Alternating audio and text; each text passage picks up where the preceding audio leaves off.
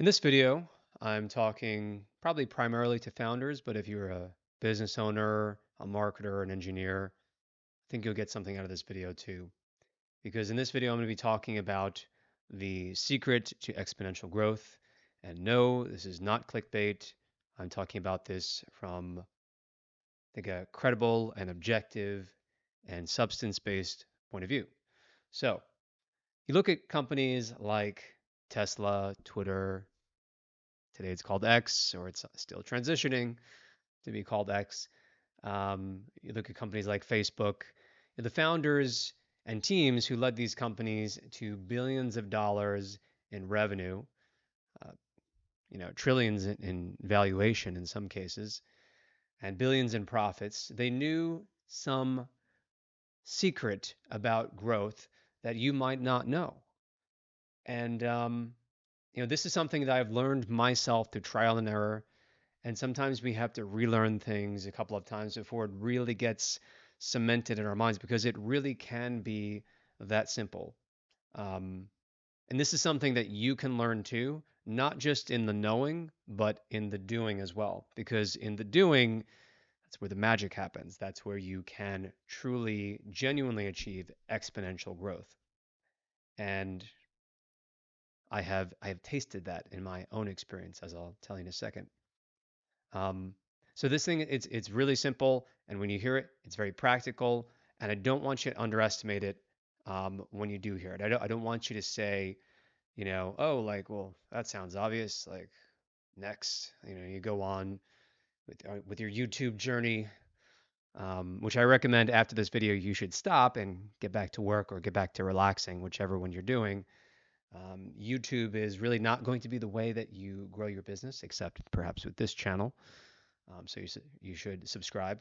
But it is in the doing, not in the knowing, that wisdom truly abounds.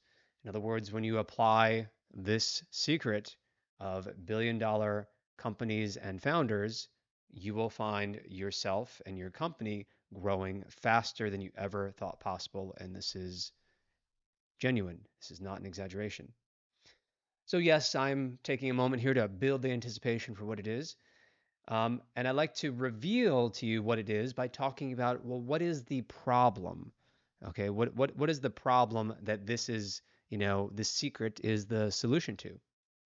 Well, the problem is that oftentimes in your business, if you're like just about every other founder out there, or marketer, or co-founder, or engineer, manager, um, but again, primarily talking from experience as a founder of a company. I started my company 14 years ago this month.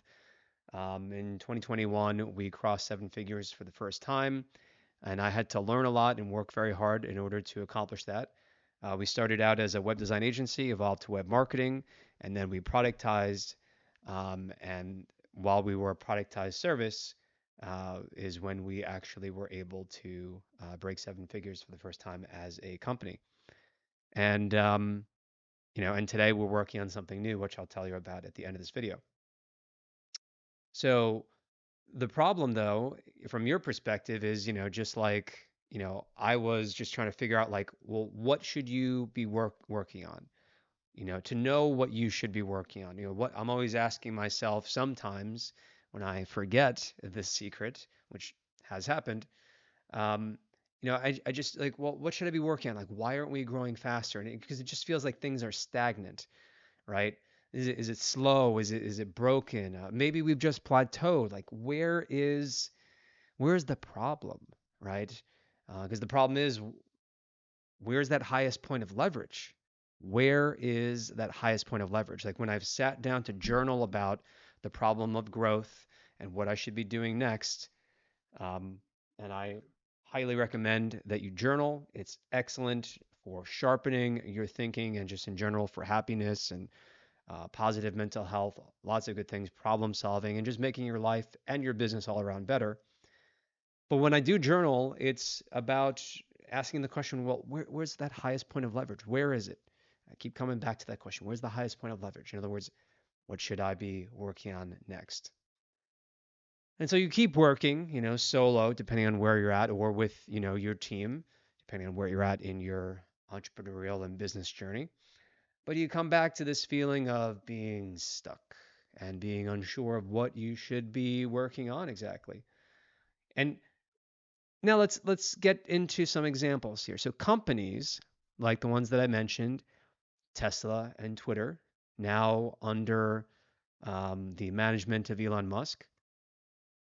People, I think in acquiring, Twitter, we saw that um, some, I guess, friends or business connections of his, they helped to finance the deal. I mean, it was something like $44 billion, I believe, to acquire Twitter. And I think a large portion of that came from Larry Ellison, who gave him, I don't know, some tens of billions of dollars or something like this as a loan or as equity or convertible debt. I don't really know.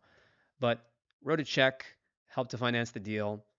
And I think it was Larry Ellison, who's the co founder or founder of Oracle, also a very successful company, who said something like, don't bet against Elon. And I think I may have heard that from multiple people at the time who were interviewing. Like, I wouldn't bet against Elon. I think Neil Patel may have echoed that in an interview as well.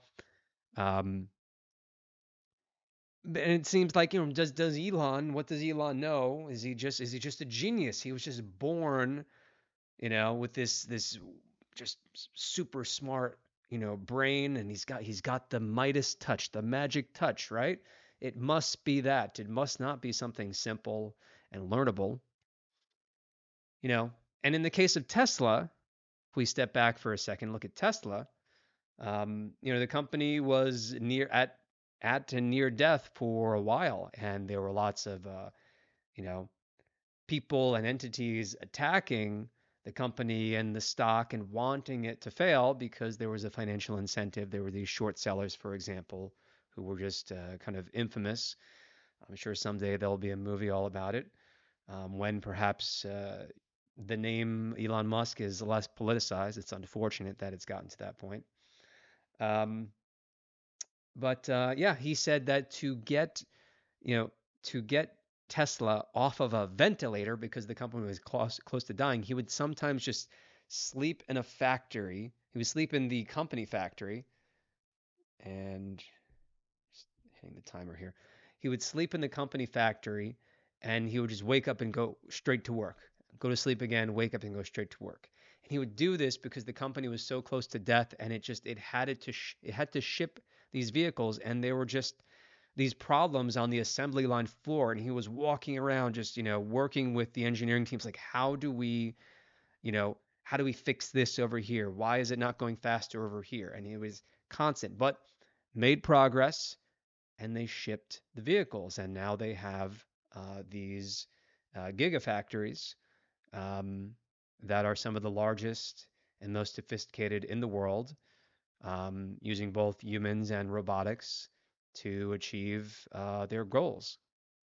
And today the company, as of this video, has millions of pre-orders for their one of their newest vehicles, the Cybertruck, kind of a controversial design, but it's the company is doing all right, which might be an understatement. Now that might change in the future, but as of this video, the company's successful. Now with Twitter, um, he comes into Twitter, he buys Twitter, right?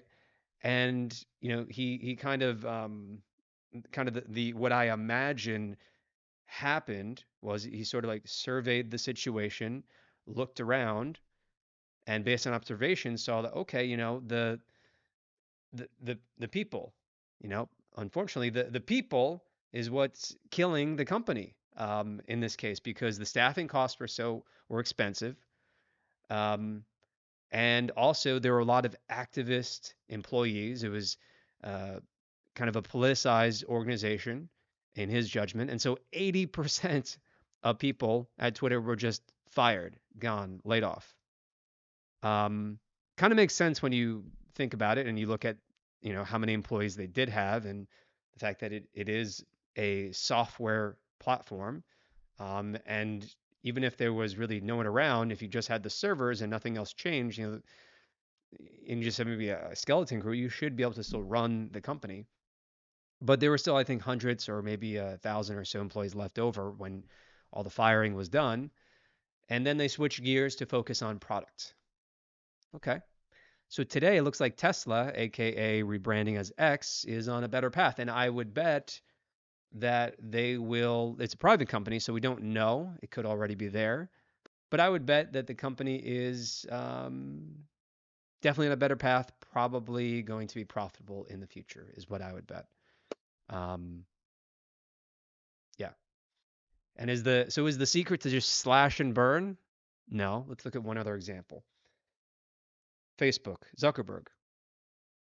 It's interesting, right? How both of these founders have become politicized. Like one is politicized as I don't know, an agent of Russia or like some, you know, right wing leaning pro dictator nut job, and Zuckerberg is accused of. I mean, I'm not really going to give you my opinion. I'm mostly reserving judgment in my personal life as far as, 'cause there's more interesting things to focus on rather than like, who's winning, red team or blue team. It's fucking stupid most of the time. My life is very nuanced, right? And so are people. And so Zuckerberg is also politicized for giving donations to a certain political party and whatnot. Anyway, I digress. Facebook. Um, you might remember that scene from the movie The Social Network, which is sort of a little snapshot biopic of the rise of how Facebook was founded and started and grew extremely fast, right? One of these, an example of a unicorn, one of the original unicorn companies, just because it really exhibited true exponential growth. Um, and there's that scene in the restaurant. If you have seen The Social Network, the movie, excellent movie. If you haven't seen it, go watch it. Um, it's where Justin Timberlake's character and Mark Zuckerberg, the character, and his co-founder as well. They're in a restaurant, and um, Justin Timberlake's character, who I think is Dustin Moskovitz, if I got that wrong, excuse me. But he says, you know what's cool? $1 million isn't cool. You know what's cool? $1 billion. And the context is that Mark Zuckerberg's co-founder in that scene had suggested we should monetize the Facebook because we're getting all these users, we're growing and we're going to need money to keep growing. But the decision was no. It was a hard no, and I believe that scene is actually based at least part in truth of what actually happened, where they made a conscious decision not to monetize, not necessarily just because of the cool factor, um, and in hindsight, it probably was the right decision to not monetize because, you look at the marketplace, for instance, MySpace, which was one of their competitors, but it, in hindsight, wasn't really so much of a competitor because they were niche. They were focused on college campuses initially, and then that was their beachhead, and they went national and international from that. But MySpace, by comparison, the closest comparison in terms of a user base. MySpace was messy. It had ads all over it, and it was an asset. It was a brand that had to be monetized in part because they just sold out. They sold out to News Corp at around that same time for $500 million, $500 million. News Corp owned by an old guy, Rupert Murdoch, and maybe not everyone knew that, but they might catch wind of it in one form or another, and MySpace was somewhat less cool. Um, and there's kind of a reference to this in the movie The Social Network too, of how clean and simple the design of the Facebook was. It was free. It was a clean, simple design. No flashy ads. No kind of Vegas, live nude girls, flash, flash, neon signs. Nothing like that. Just kind of a clean aesthetic. Black text, white background, blue banner head. Simple, right? And the reason, again, coming back to it, monetizing would create a bottleneck. That's why they didn't do it. Monetizing itself would create a bottleneck. It would create more friction, right? Even if simply by association of their brand, which was cool, it was this new thing. But if it was a new thing that wasn't just free, but it's, oh, you're gonna make money off me as a college student by showing me ads, like it takes away some of the cool factor. It's gonna slow down growth. It's gonna slow down growth. So rather, they knew they needed to keep focusing on just acquiring free users, keeping it free. They raised more money, and they just want to keep the doors wide open, and keep adding servers to keep up with the demand. And that's what they did. And that's what they did. And it worked. Now, in my experience with my company, um, you know, which is not yet at the level of these other companies, but perhaps depending on where you're at in your business journey, you can maybe relate to it. So even in my company, right before we went on the biggest growth tear I had ever experienced, and it was quite a fun ride. I mean, just 16-hour work days, and it honestly didn't even feel like it because it was fun to be growing so fast. Um, so right before we went on this growth tear in 2020 into 2021, where we hit kind of like a rock bottom, and we were making major changes at that time, but I had complete conviction that they were going to work. And we ended up tripling in 3 months and then tripling again in the 4 months going into 2021, where as a company, we broke seven figures in revenue for the first time, and we were also profitable for that year. Um, and what I was focused on was the sales funnel and constantly optimizing it. So now this brings us to, well, what is the secret across all of these or each of these examples? Well, the secret, if you haven't already guessed it, it's not that you have to have a sales funnel, although that's important, um, or it might be part of it in your case. It's not creating the next Facebook. You just need that brilliant idea. Ideas count for something, but as Edison put it, and as Elon has echoed it, and others, success is 1% inspiration, 99%, perhaps 99.9% perspiration. Um, and it's not sleeping in your office like in the case of Elon with Tesla. The secret of the most successful founders and companies that they've figured out in terms of knowing what the number one thing is that you need to focus on is simply finding the bottleneck. You want to find and focus on the number one bottleneck. And then you're going to alleviate it. You're going to open that sucker. You're going to take like the way that firefighters, if you're in a car accident and you're trapped, they're going to take the jaws of motherfucking life and they're going to stick them in there and they're going to part metal with that device. And it's a similar approach or mindset that I want you to have to, methodically finding the bottleneck in your business and then just opening, creating, opening it as wide as possible, right? Because a system, in the case of your business, which it is a system, will grow only to the limits of, that in terms of how much throughput you can actually get from that system. It will be limited profoundly by whatever is typically the biggest, bottleneck, right? And so if you open that up as wide as possible and you keep it open, you're going to accelerate growth, accelerate growth, accelerate growth. Okay. Um, so again, with Tesla, the bottleneck was shifting constantly. It was maybe over here one day, and Elon would be sleeping in the factory, like I said, and he'd run over here with his team, and they'd say, okay, we have to do better. We have to get more throughput in terms of like getting this piece on the assembly line in terms of how do we transfer it, how do we do it safely, how do we, just and move it down the assembly line so that we can get the next car produced, the next car produced, the next car produced. How do we then automate it, right? In the case of Twitter, it was, the fact that they were just burning cash like crazy when he first came in, and they had these activist employees, and they just weren't contributing value. And so he, as far as we can tell, just based on the, profit incentive, he fired 80% probably aimed as best as he could, you would assume, to keep the ones that were most productive and or contributing the most towards making the company money and making the company better, and then switch gears to, okay, well, that's taken care of.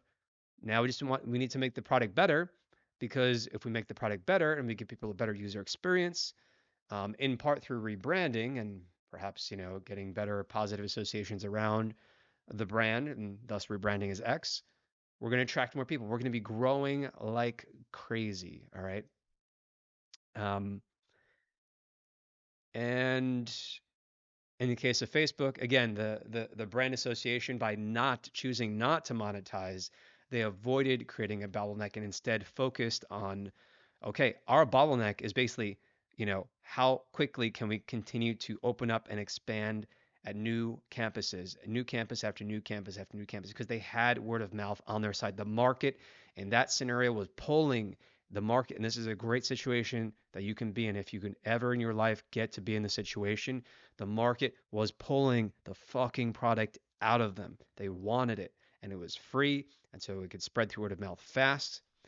And so they just had to keep up with adding servers, adding servers, adding servers, and not monetizing, not losing that uh, cool and free, and you want to be on it because your friends are on it factor and everything else that was working in their favor. All right. So you want to find the bottleneck in your business. All right. Think about those examples previously. In my case, the bottleneck was sales. It was sales, but it wasn't just sales. I lost sight of it. That the bottleneck, it shifts at different times, and you sort of, it's part art, part science. Science in the fact that, like, if you have good numbers and you have the numbers in front of you, which isn't always the case when you're like in a startup type of mentality, you're building the bike while riding it. There are things that are happening and breaking and blah blah blah.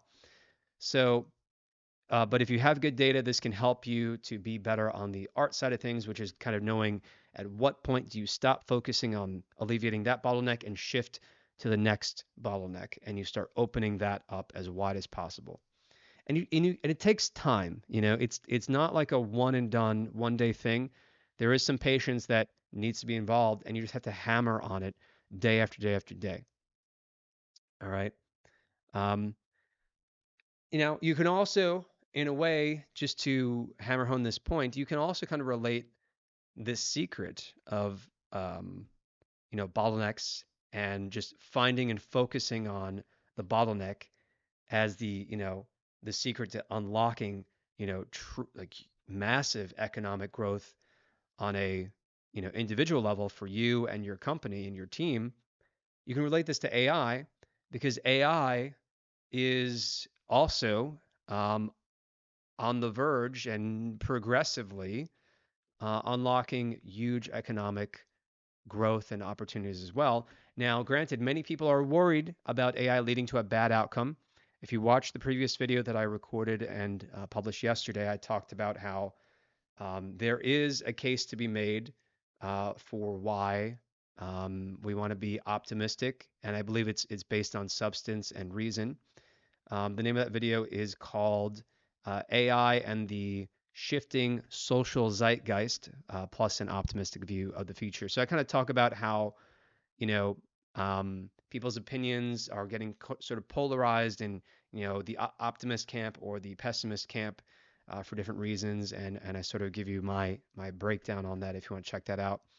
But in the context of this video, um, I believe in a positive future where, yes, companies with in the context of AI will get narrowed down to smaller teams, but also the power of AI will be democratized. All right, everyone, you, me, everyone. I think we're all going to have access to it. In the optimistic scenario, I believe there's still definitely a real potential, real risk. All right, that if AGI or ASI artificial superintelligence get concentrated in the hands of one person or a small group of people, this would be bad. This would absolutely probably be bad.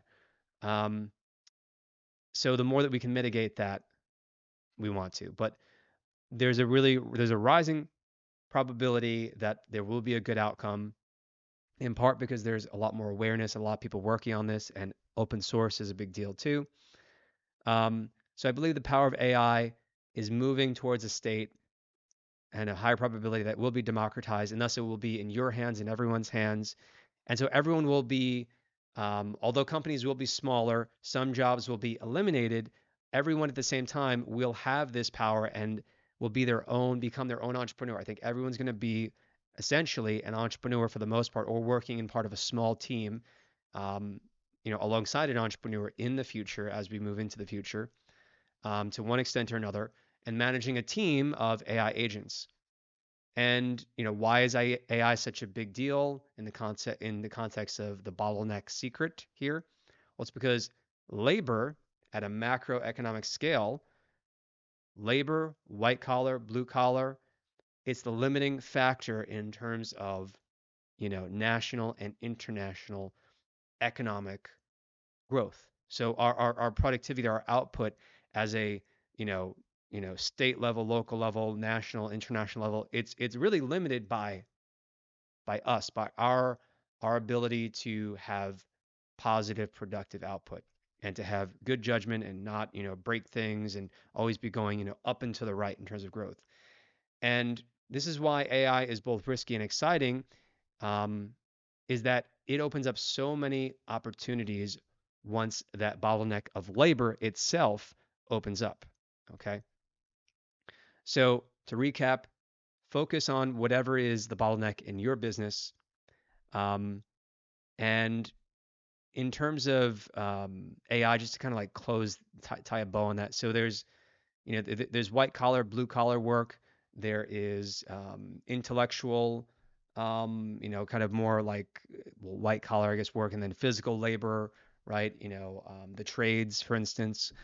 Um, and again, um, there are real risks in terms of just like how are we going to deal with this as a society in terms of meaning. But in the context of the bottleneck, it's such a huge point of leverage and why companies are spending just disgusting amounts of money and investing so much energy, and why there's just a race on to really accelerate, because the economic potential is unbelievable. It is unbelievable because so many people and businesses and people in general will want to adopt this technology, right? So the incentive is there to make it as smart, um, and capable of saving as much time of in terms of like humans and labor day to day as possible. Um, so it's just opening itself up a huge bottleneck in terms of the national and global economy. So find the bottleneck in your business, focus on it, and you know you will experience massive growth. Okay, just keep shifting to the next bottleneck, next one, but focus for a period of time until you know and you can empirically measure that the jaws of life that you've used on that, it's open, all right, and there's more flow, significantly more flow getting through. All right. Now, in conclusion, if you found this video to be valuable and interesting, please leave a like, give a thumbs up, and leave a comment. I would love to hear from you. What are your thoughts? Do you agree? Do you disagree? What do you connect with? What resonates with you the most? Leave a comment. I do read them, and I'd love to hear from you. Um, and perhaps one of the biggest compliments you can give is if you share this video with others who you believe will also find it to be valuable. I would appreciate it, and it helps to encourage me and our team to continue putting out content like this on a daily and weekly basis. So thank you very much in advance. And if you'd like to see how my team and I are building towards this positive future, this rising probability of a positive outcome with AI, um, helping you and other businesses and business owners and marketers to free up any bottleneck that you might see to exist in your business, check us out at growbo.com. That's growbo.com, growbo.com.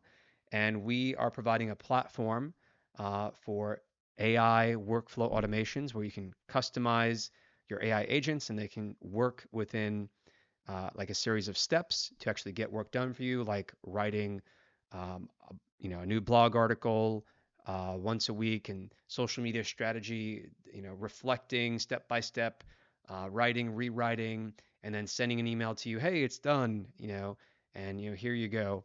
And we're building it out, and I think it's really valuable. It just saved me 10 hours of time the other day when I was using it to actually perform a work task within the company. So we are actually using our own platform to grow the platform itself, and I think you would benefit from checking it out at grobo.com.